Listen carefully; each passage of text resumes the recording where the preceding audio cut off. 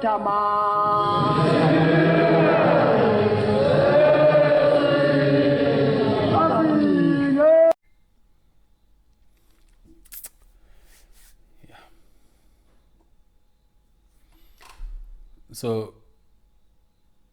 I'm thinking I got triggered a bit.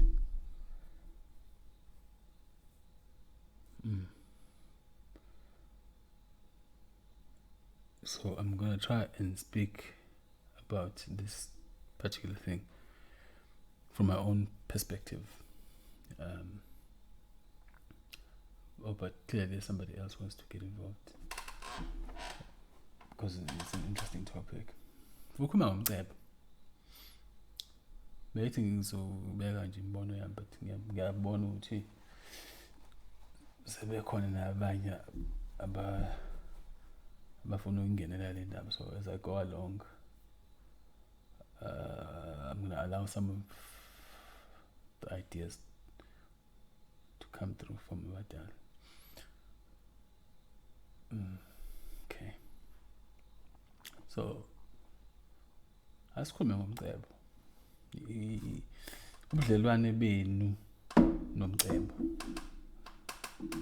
Ubudlelwane bethu nomcebo njengabantu. Abantu banobudlelwane obuthanda ukuba ungabi friendly nomcebo. Buyaxaka sexwayana nomcebo.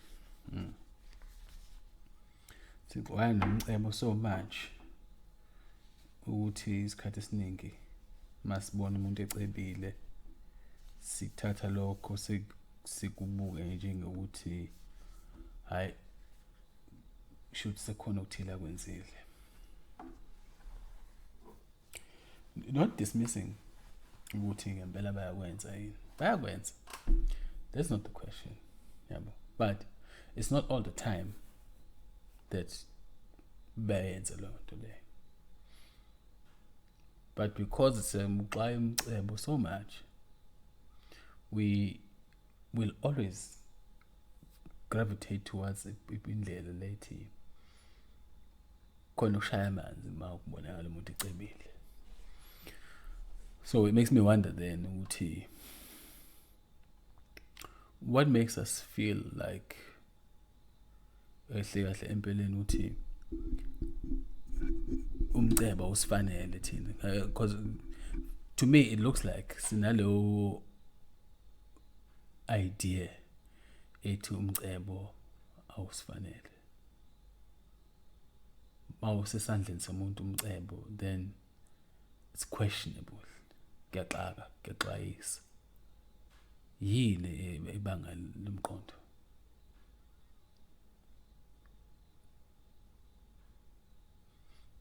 Ngithanda abantu bakithi siyicabangisise kahle lento ngoba uzothola ukuthi sibambezela nje kanti sibambezela thina ngendlela ngenxa yezinto esizicabangayo nendlela esizicabanga ngayo. Now, I'm gonna say some things abantu aba-religious might find quite upsetting, but angiqonde ukudelela umuntu yabo, kodwa ngithanda ukuthi izinto masiyikhuluma njengoba sinjalo singalokhu siwesheza, asingaweshezi.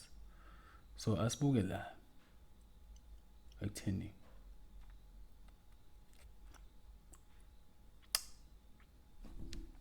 ninoNkulunkulu nimhambela enkonzweni every weekend, sometimes every day. Abanye benyu niyaguqa nethandaza. If we were to do the numbers, so ungathola ukuthi abantu aba-active religiously emhlabeni mayelana nenkolo le ikakhulukazi le yalapha ku-Constantine, yasuka Constantine, uthola ukuthi inqaba yalabantu aba-active religiously abantu abampisholo.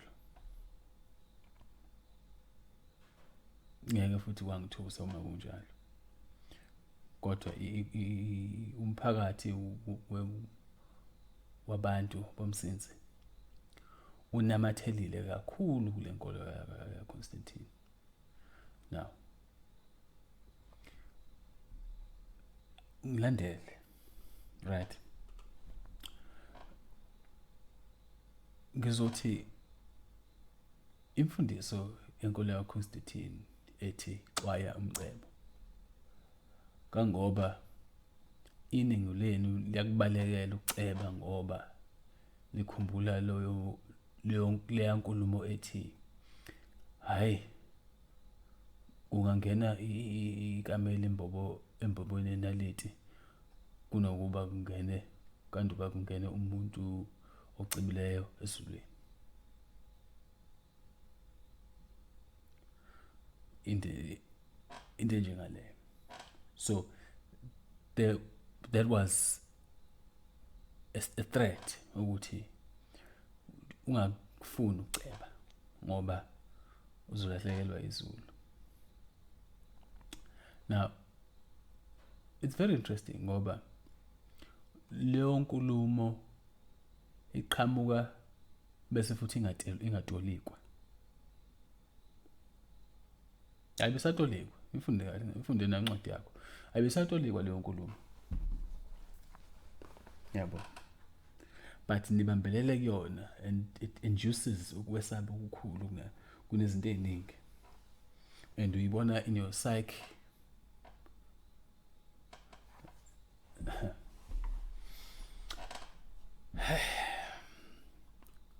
Mbalekela ukuthi nizoke ningangena ezulwini ngenxa yokuthi nicebile. Nah, it's a noble cause, no problem. Uyabona? Ukufuna ukungena ezulwini, I think we can't say it's a bad thing. Noma singeke sixoxisane sizwane ngokuthi kahle kahle ubani ufuneka ezulwini. Ngoba ngizothi mangithi mina actually ezulwini umuntu akusiyindawo yakhe leyo. Angena umuntu ezulwini. Ayikho iplanet umuntu uzohlala ezulwini. But nokuthi izulu liyini futhi singakubanga kuze kushone ilanga. Kepha kungabe khona phakathi kwethu uqhamuka nofakazi. Asilwi ngendaba yezulu. So nifuna ukuya ezulwini anifuna ukuceba. Okay.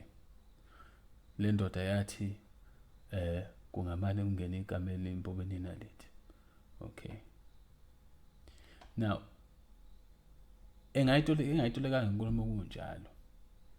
Egcineni kosuku inkulumo ayisho ukuthi uzothi ungaceba izulu livalwe.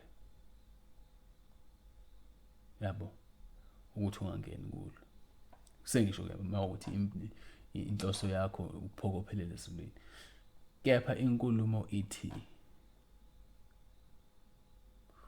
umuntu ocebile engadlula ebunzimeni obuningi ngoba manje ubuka ikameli khumbula ukuthi lithwele la amalunda ngemuva bese ubuka inaleti uthi into engakanani. Ngamazi le ndoda yayithi uma ucebile inkinga zakho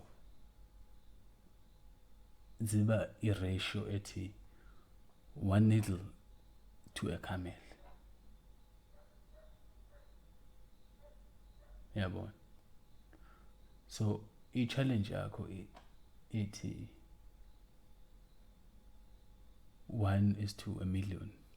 Definitely. You know, just saying ukuthi the more uceba, the more ama responsibilities emahlombe akho, hence amalunda ekameli. Khumbula futhi ikameli lesilwane sithwala umuntu simhambisa endaweni ethize. Abantu abacebile isikhathi esiningi bahlezi bethwele umphakathi ukuze bafinyelelise la umphakathi bewufisa ukuthi uyengakhona. So ukuthwala kusho ukuthi uthwele amajoka amaningi, izinkinga unazo ziningi, ama-responsibilities akho maningi.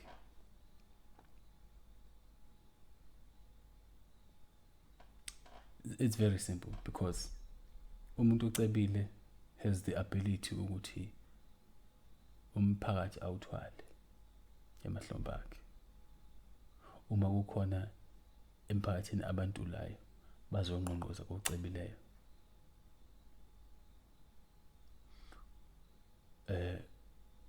Baba manje siphelelwe imali yempuphu lapha ekhaya, asazi izingane zizodlani. Umuntu ucebile esefanele asamicebo kulokho anakho abahlinzeke. Umuntu ocebile ubuka ukuthi yazi siyasidinga isibhedlela kule ndawo yangakithi. Umuntu ucebile athatha imali, thatha emcebeni wakhe akhanda isibhedlela, khanda isikole, khanda i-university. Izinyuvesi lezi enihambayo zakhandwa abantu abacebile iningi lazo. Mangosuthu university leya uyakhandwa imali yaka Oppenheimer.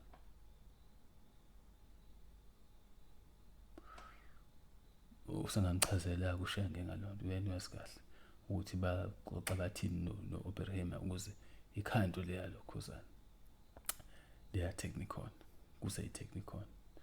But uyayibona lento uthi imali yabantu abacebile inomsebenzi ukuthi umphakathi fanele ubenefit ngona. Now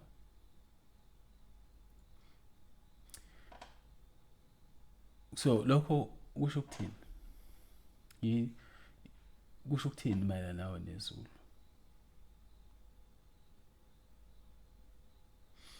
Lokho kusho ukuthi uma uzohlalela ukuthi uhlalele ukulungisa inkinga zabantu emhlabeni, uthwale ijoka lokuweza umphakathi, ukuthula ngeke kuhlale kukhona kuwe. Uzohluleka ukubheka izinto ezi-spiritual ezidinga ukuthi umoya wakho uhlezi uthule. Uzohluleka ukuthi ubheke another hand. Futhi hayi ukuthi uzohluleka ukuthi kuzoba nzima because manje yonke into becomes an issue ukuthi izandla zami asebenze zenze. Yabo. Awusahlali ukuthi yazi I need to pray about this ukuze ifezeke. No. You just maneuver things around and things get done.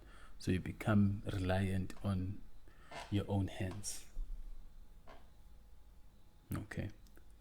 So from that perspective, kuyabonakala ukuthi hayi abantu banephuzwana ekutheni baxwaye ukuceba ngoba kwenza ukuthi kube nzima. Right. Siyazwana, no problem. But here's the thing. Elkhona. In the universe, everything is in balance.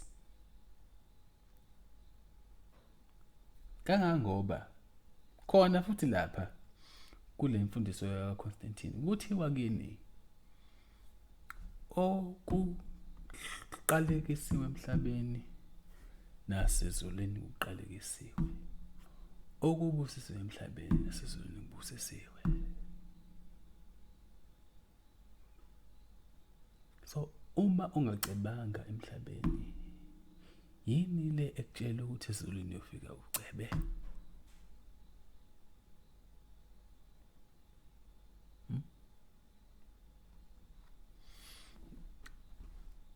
Yini etshela ukuthi uma izibusiso zakho emhlabeni ungazithathanga ngezandla zombili uyosifica zikhona ngalezi kulindile?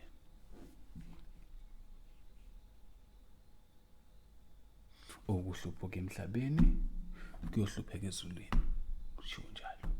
Sonke inkonzo zisho lonto, ucule lodwa.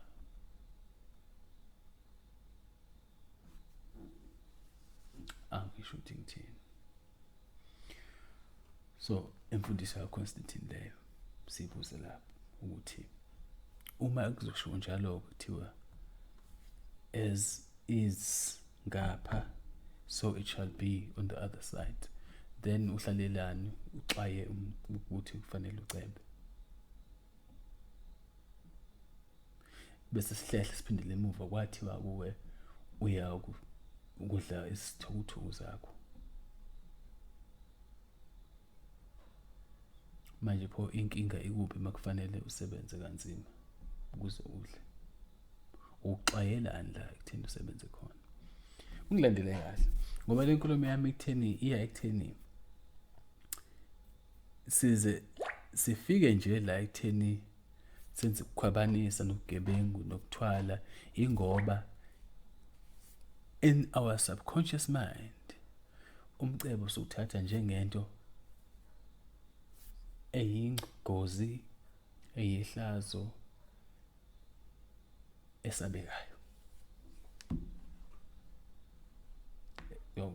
exwayekayo. That's why nitshontsha kangaka imali komasipala nabo nasemkhandlini nabo nasema-ofisini kahulumeni nakuma-departments niyantshontsha, nikhokha ama-invoices kumathenda, nidla imali yokwebiwa ngoba you simply have this thing yokuthi in the back of your mind you are not comfortable with accumulating wealth. So manje uthatha sakufihla yona lento yenza ukuthi izintshontshe kakhulu futhi ngoba i-idea yakho ukuthi ubalekela ukuthi ubonakala ukuthi uyasebenzela ukuthi ucebe unothe, ukhohlisa abantu uthi nenza ama-miracles lapha, kanti kahle kahle ubhizi lo untshontsha la emnikelweni esontweni ufaka la eceleni abantu ababona.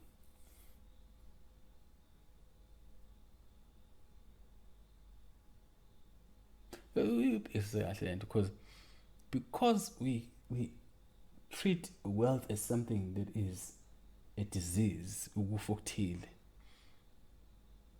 kufaneleke ukuthi when it comes to issues around wealth siyahluleka and we end up doing imikhuba emibi. 2, kusixoshela abantu abanobuhlakani ekuphatheni umcebo.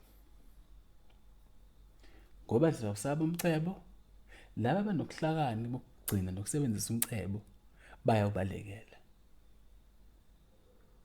Bese sikhala sahlupheka sidinga i-funding amazwe aphesheya mele asixolele ama-debt ethu ama-economies ingoba abantu abanobuhlakani bayasaba ukuthinta umcebo bawusebenzise, bayasaba ukuthatha icontrol yomcebo bawukhulise kuze kube isimo la abantu abangenabo ukuhlabani kube yibo ababatha umcebo.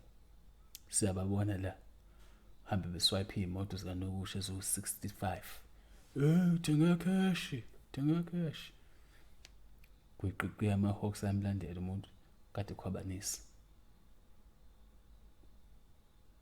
Ekukhwabaniseni kwakhe ayikho into enze lomphakathi ephathekayo, ube shone vumbuka nemoto zanokusho namabhodlela amashampompo abizayo. End of story. You can't buy izimoto zika 200 million. Ungenayo ngisho ne-hospice eyodwa ke mhlambe ke ekuthiwa ke i-hospice yakho le noma i-home yengane ezintulayo eyodwa. Mhlambe isikole ke nje os-adoptile ukuthi lesi sikole lesi sizogadwa yimi ngizosifanda izingane la kulesi sikole sizokhanda ama-facilities ukuze lesikole sibe up to standard. Hayi ngemoto yanokusho ushaya ingane ngentulo ubona intombi phakathi kwaso.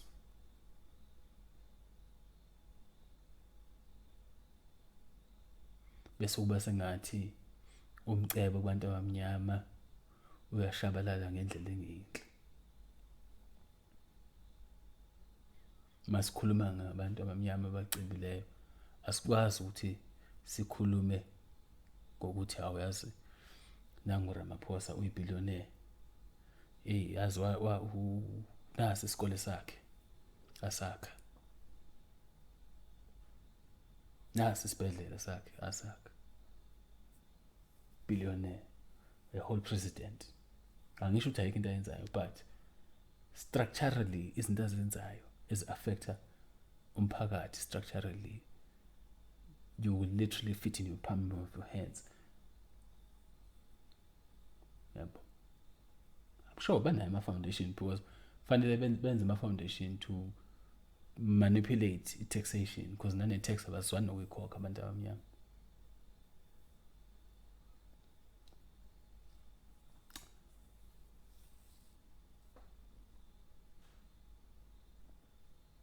Angiyeli. Kodwa nje umunye uthenga isiqiwi la emva kwami. Ngiyakhumbula ngisebenza khona usewenza some work in some of the cottages he was making. Nesiqiwi la. Fika show ama-helicopter la. Bangizwa unemahini ngapha kuZimbabwe. Hawu. Kanti kunabantu abamnyama abanemali engaka abaphethe itshe lemali. Imiphakathi intula ngalendlela ekuthusa kanje. Kanti sithola amabhasari enkampanini zabelungu abantu abangasazi nokusazi. Abangayazi i-challenge yomuntu omnyama from the foundation phase ukuthi right uzomnikeza ibhasari lomuntu, but you need to find out a lot about ama-issues abhekene nawo on a personal level, because inkinga yengane umuntu omnyama is not because not just to perform kahle esikoleni. The underlying things kumele udlule kuzona esifike compoundeke masefike e-university umuntu and then they crash.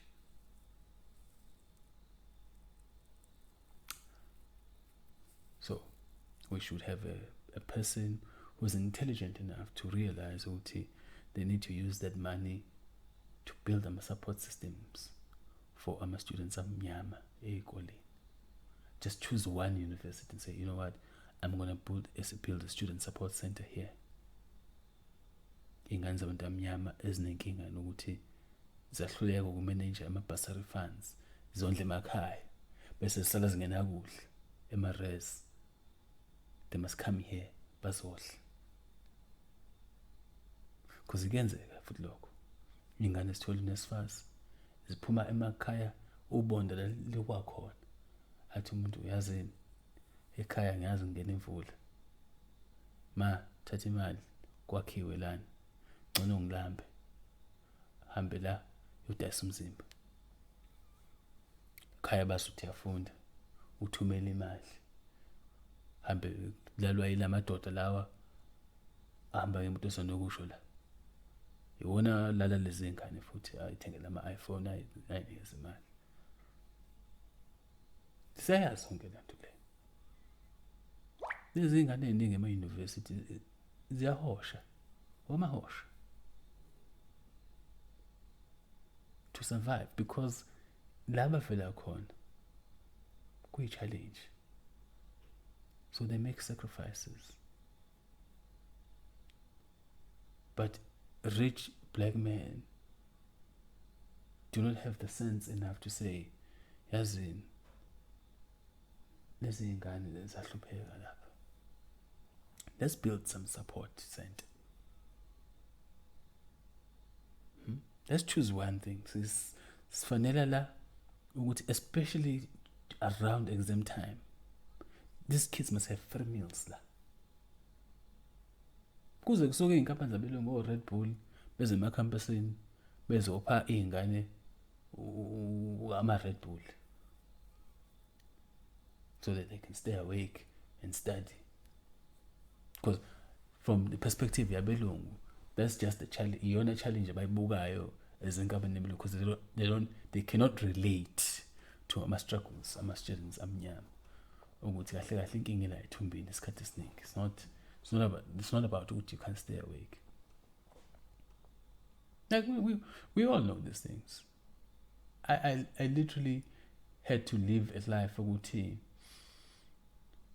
having my bursary money, I need to accept the fact that sizothola imali kanye kanye, but somewhere in the middle of the semester I'm going to have to be able to take care of my friends abanye.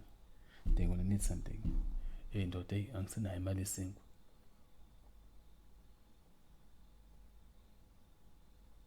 You know, because nayo phela into even sithi mhlambe ke umuntu doesn't have to make ama sacrifices amakhulu ekhaya le, but the issue of handling money, angithi yabona, sisaba umcebo, so asikwazi nokuyiphatha imali. Sikwazi ukuyiphatha imali.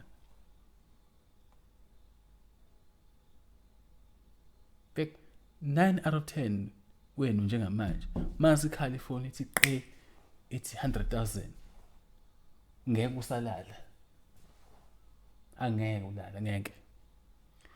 So tatazela manje uthi nje uzoqala ukuthi Mr. Uber Eats angidli into emnandi because manje sekuzekwavala ezitolo.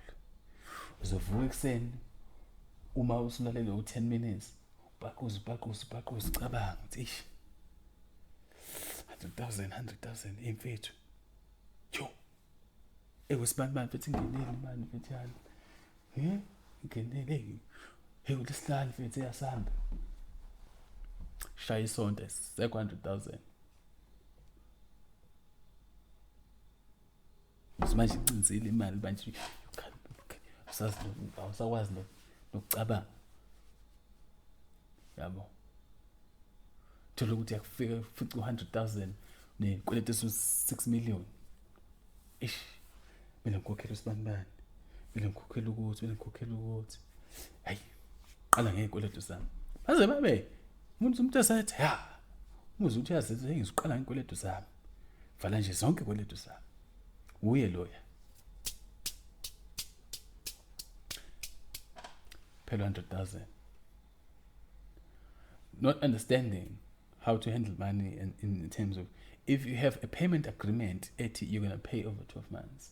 It does not help you to just go and imali engabe uyayithatha and go and try and gain interest with it somewhere or do something ezokhulisa imali yakho.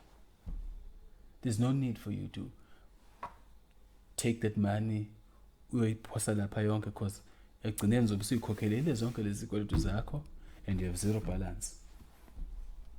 Then what? How are you going to move forward? Of course uzohamba uboleka, kodwa usenazo izikweletu usuyivalele lezi zikweletu oFortune laba usubavalele Mr Price bani usuvalile ususharp, but manje ebank awunamali yokuthenga ukudla for the next week until your next paycheck. Suzohamba ke manje ethabani mfethu awungizami la. Hawu ndothi ungene 100,000 mfethu ngikhokhe zonke izikweletu zami mfethu yazi nje I paid up this, I paid up that, and I gave my mom some money. So kuba nale dynamic yokuthi we do not even know how to behave and handle umcebo. Ngabuncane ngana neslula.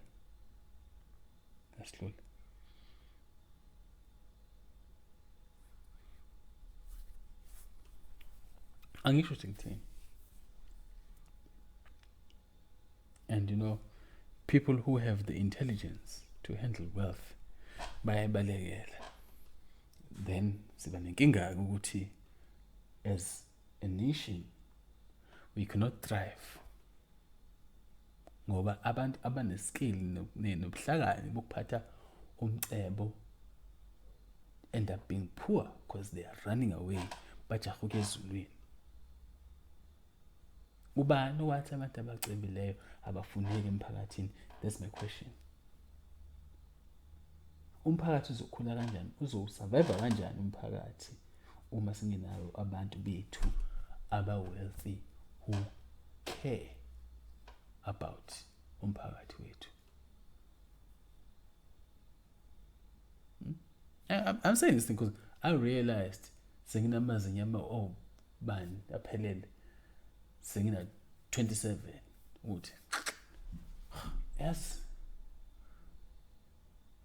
as the focus should have been getting money, because I have so many things engiyibonayo ukuthi as if I had i-portfolio kanje, yabo, ngabe ngenza ukuthi yabo, beyond trying to support young people on a on a counseling level where young people have problems, temper school, and they come to me and I'm like, hey, relax. This yenza kanje. Ubone ukuthi ezinye inkinga zidinga ukuthi, you know what, let's put some money into this thing. Yabo. But imagine you can't because you don't have enough to channel money like that. But you can see ukuthi yazi kufuneka umcebo uzongena ulungise lento la. Kufuneka umcebo uzongena ulungise lapha lento la. Yabo. But ukhule with this fear ukuthi as in you don't want to be too wealthy. And then yabona, it's so fundamental ngoba iyona lento le ekuvimbayo nokuthi ukwazi ukubuka i-opportunity to create wealth. Ungakwazi ukubona amathuba okukhanda umcebo awavele emqondweni wakho, awazivezi because you are afraid of this thing. Ukuthi ngizothi mase ngiyisicebi kakhulu ngizovele ngibe nenkinga. Abantu will tell you ukuthi hayi masucebile uzokhohla uNkulunkulu.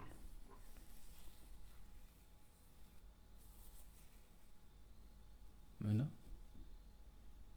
But then you ask them a question, ukuthi ubani ocebile wakhohla uNkulunkulu maziyo personally? They don't. They're just drawing from that speech, from that line, from that paragraph, from that verse ethi kameli naleti mbobo. They're just drawing from that. Everybody knows that saying. Ayakho ngishingane encane ziyayazi lo saying le. Hayi ungabi nemali eningi kakhulu. No.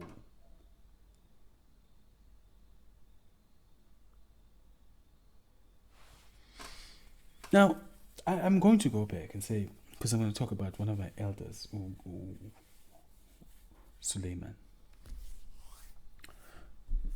uSuleiman kuthiwa wacela ukuhlakanipha, ukuhlakana.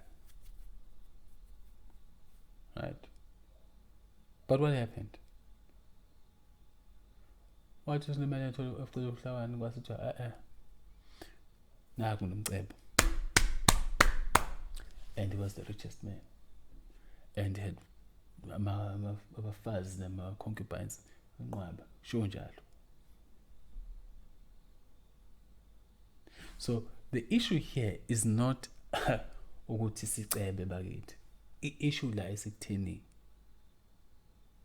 mase sicebile ubuhlakani sinabo yini?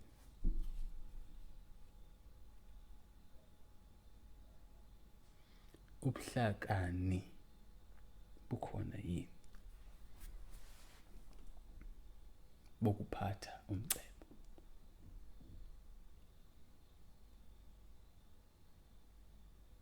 Because ngempela lento ibhlungu ngempela ukuthi sibuka la ethu sekwethu uthi izinswela boya hayi ziphethe imali bo. Eziphethe inswela boya phakathi kwethu. Kunamadoda ahlezi nama trunk amamiliyoni emzini yamangizwe. angazi kodwa kube kukhulu into ethi ngale ukuthi hey usibani unemali engaka ayigqibe nje kwakhe kodwa ngeke ubone futhi ayikho into ayenzayo mawuhamba kuyena uthi hayi ngicela wenze uxhase la umuntu abalidi or ezu 250,000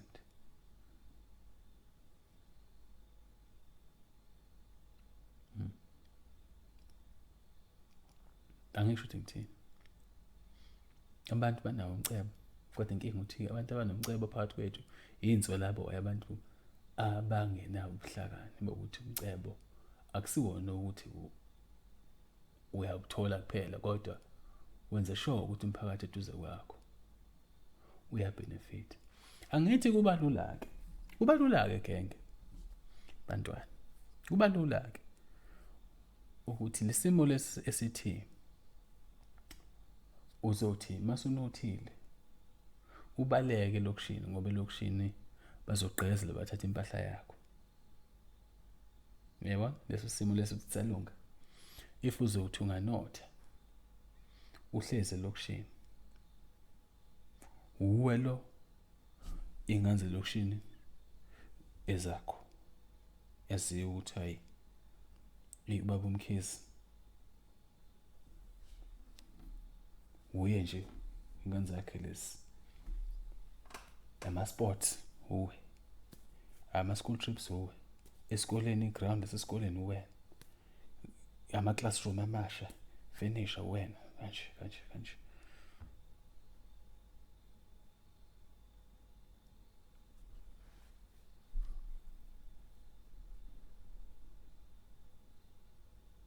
ube indoda emphakathini ube umfazi emphakathini. Kuba lula-ke ukuthi umphakathi uphethe kanjalo ney'ngane eduze kwakho zibone i-role model live uthi ya mangikhula ngifuna ukuba njengale ndoda yabo mangikhula ikhula ingane understand ukuthi awudingi ukuthi umazi umuntu on a personal level ukuze umsize.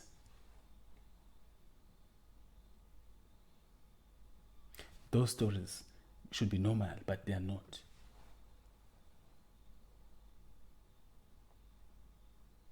Funa ukuthi umuntu athi maye ekhuphuka ngamandla agqame nje lapha yedwa phakathi komphakathi. Shaya isithabathaba somuzi into ethe. What does it profit you ukuthi ube nomuzi omuhle phakathi kwabo bonke abantu egcina usuku bezogqeza bakuthathele izinto ngoba yabona if we don't learn ukuphakamisana obviously there's going to be a criminal element ngoba lezi ingane lezi ezakhelene nawe ezilala zingadlile ebusuku ziyabona lapha ama bright lights kwakho kuyakhanya ngeke zibe nayo option elula leyo ngale nje ukuthi mazibona into yakhe lahlile zeyithatha zoyidayisa usizo zondle or sidle ama drugs or whatever.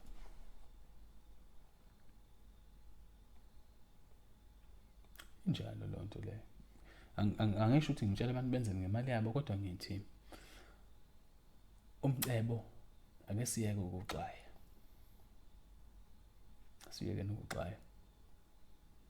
asiyeke nento yokuxwaya umcebo right muhle futhi ukuthi uphathe ezandleni zethu muhle phathana umcebo futhi nuwakhe ngezindlela legitimate futhi noma usuzowangena ke endleleni zobumnyama zokwakho umcebo kepha umcebo wakho balansisa ngokuthi kube khona izinto ezinhle ozenzayo ezibonakalayo futhi uthi yabonakala uyakha ngapha lo muntu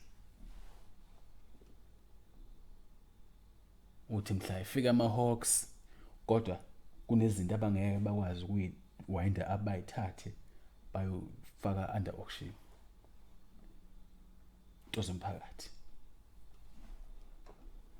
yabo mase uhlela lapha eje sekuphile kodwa sifike amalungu omphakathi azokulethela isinkwa uthi hayi kufuneka i-cellphone lapha ejele manje ushacimba bakulethele umphakathi yabo ngoshiwe kodwa umphakathi uyazi ukuthi hey yaboshwa le ndoda kodwa yasebenzela le ndoda engasikhohle yabo njalo nje lonto le kodwa ngoba nogimbela kwesakhe aniyibuki izinto ngaleyo ndlela kufanele futhi ibe nogimbela kwesakhe ngoba nifundiswe ukuthi umcebo uyingozi kumele uxwayeke so angeke nikwazi ukubona ukuthi umcebo kahle kahle umsebenzi wawo uyini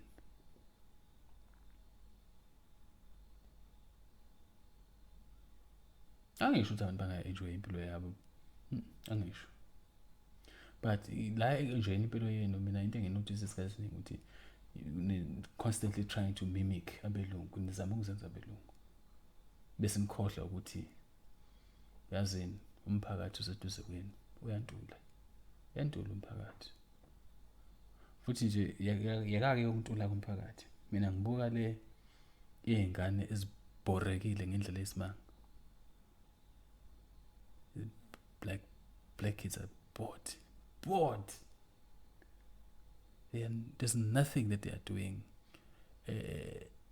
constructive on a daily basis on a normal day ingane zethu zehla zenyuka umgwaqo angiphathi ngemlokushini sehla zenyuka umgwaqo makuphuma isikole sehla zenyuka ungazi ukuthi kwenzakalani kwiqeqeqe sesibhema insango sesiyakhala lezi ngane zihlala ubhema insango lapha of course nizohlala sibhema insango izingane lapha no one is giving them anything to do no one is organizing a tournament yebhola erotateayo yeli kune league yama under 17 ukuthi le section nale section ibe ne team yayo kuhlezi kune league or whatever else enziwayo keep the youth busy. Now you can't keep the youth busy because abantu abane wealth esandleni zabo abanomnotho esandleni zabo abaphethe umcebo esandleni zabo awukimba awudingi nokuthi kuze abantu kwena bezocela ukuthi sicela usilekelele la babo sibanibani mawu driver nje anywhere in this country uyabona isimo esihlasela abantu abamnyama uyasibona so that's wealth sanixaye umcebo ngeke uvimbe ukuthi ungene ezulwini umcebo uma uNkulunkulu wenu lo enithi nizama ukuya ezulwini lakhe uma uNkulunkulu loyo Jehova whatever you call him uma ngempela ethi ke ningacebi pho bonke labantu abacebile abazinhlonjana bona baphucane nomcebo wabo bashayane ngoceba wabo futhi awudingi ukuthi uze kude nendoda lapha othiwa uJobe nendoda ethi uJobe lapha funda indaba kaJobe understand ukuthi ayikho lento yokuthi umceba kuqhelanisa noNkulunkulu ungahlakaniphi okukhiphayo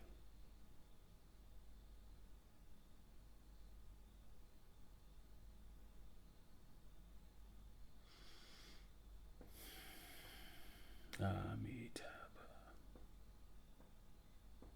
ambani osebenza kanzima nisebenza ngokuhlakani nakhe imcebo ambani wakho umcebo nami ngisemandleni okuzama nje isikhathi indlela yami ngibheke khona manje ambani wakho umcebo ambani manje nokwakho umcebo behambe nosiza umphakathi ningaloku nihlala la nilindana ukuthi nizohamba niyongqonqoze ezitolo zamandiya ezitolweni zabelungu niyongqonqoze enkampanini zabelungu banemphakathi yabo nabo bayigadile ningakhohlwa lokho nabo banemphakathi yabo angisho ukuthi ngiyapolitika kodwa common sense banemphakathi yabo nabo abayigadile uzohamba emphakathini yabo uzofika ubone ukuthi ingane zabo azehle zenyuka umgwaqo njengesethu they have extramural activities. They are involved in sport. They are involved in this. They are involved in that. Izinto abazi-organize bona. Because i-wealth izinjalo. Izinjalo i-wealth. Lezi zinto zakho umphakathi zidinga umcebo ube sesandleni sabantu abawuthandayo lo mphakathi abayingqikele lo mphakathi le. Hambani nolanda umcebo. Cebani. Cebani. Sanje lento yeke lento lo yokuthi nihambe nisaba ukuceba. Hambani uyoceba bese niyolungisa umphakathi. Nini efanele ulungisa umphakathi. Akho Messiah uzobuya uzomlungisela. Yini? uMessiah uzovela phakathi kwenu.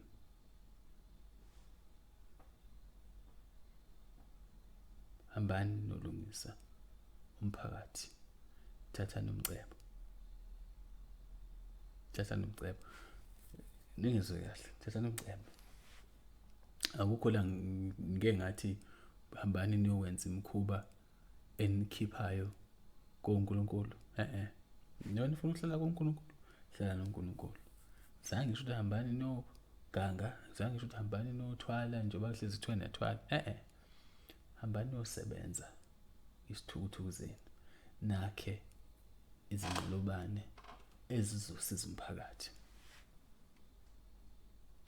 It's very simple lento. Ayixoxisi.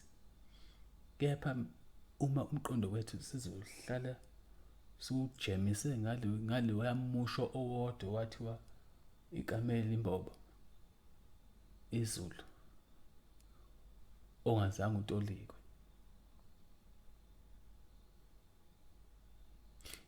Kuningi nje okusihlasele esikwenza ngamabomu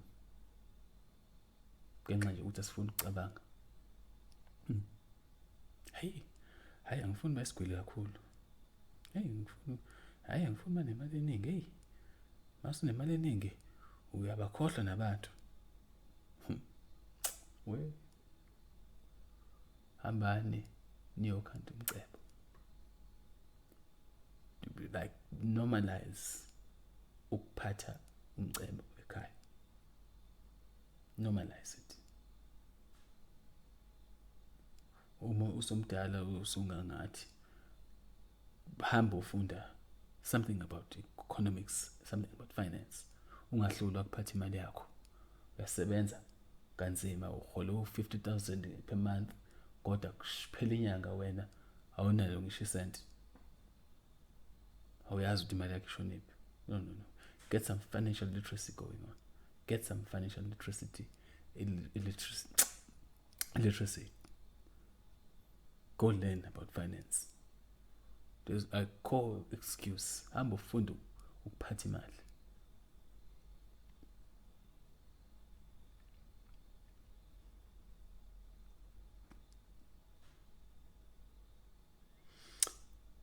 Mithaba. Hayi sengikhulumile kakhulu. I think kwanele le ngikhulumile.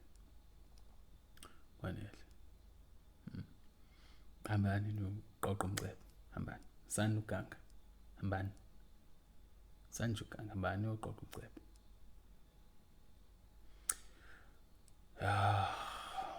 Ngibambe lapho.